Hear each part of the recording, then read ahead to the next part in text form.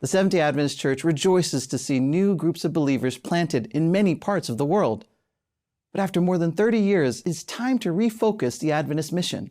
It's time to reach the unreached with the final message of hope and salvation.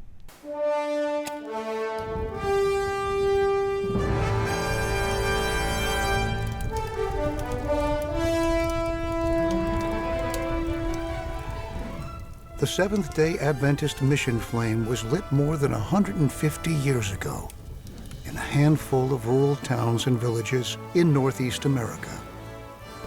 Soon, that flame was spreading around the world. But it only happened because dedicated Seventh-day Adventists looked beyond their own needs to a world in need. Because of Seventh-day Adventists who said, "I will go. I will go beyond my home, beyond my country, beyond my language, beyond my own people, to light the flame among those who have never heard." Many of those faithful missionaries gave their lives for the salvation of others. They never came home. The Seventh-day Adventist Church was founded on sacrifice. It grew through sacrifice, and it will only continue to grow through sacrifice. The selfless sacrifice of those who still believe that this gospel of the kingdom must be preached in all the world as a witness to all nations.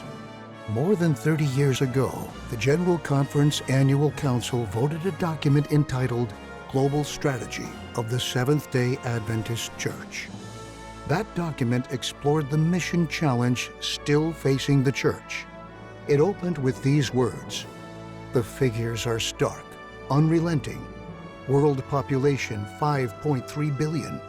Seventh-day Adventist world membership more than 6 million. The document outlined a strategy to refocus the church's mission, to refocus on unreached territories and unreached people groups, to refocus people and funds to reach the unreached with hope, and plant new groups of believers on new mission frontiers."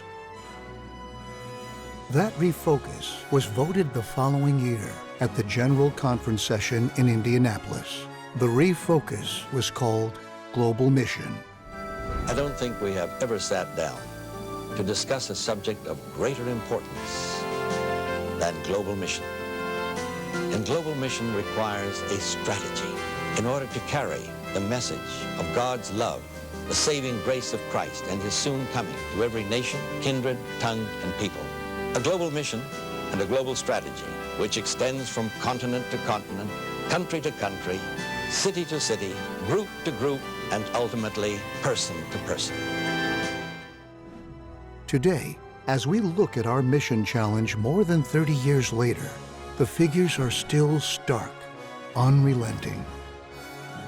We rejoice to see new groups of believers planted in the 1040 window, in the city, among other religious groups, among the secular and post-Christian. But the time has come for another mission refocus.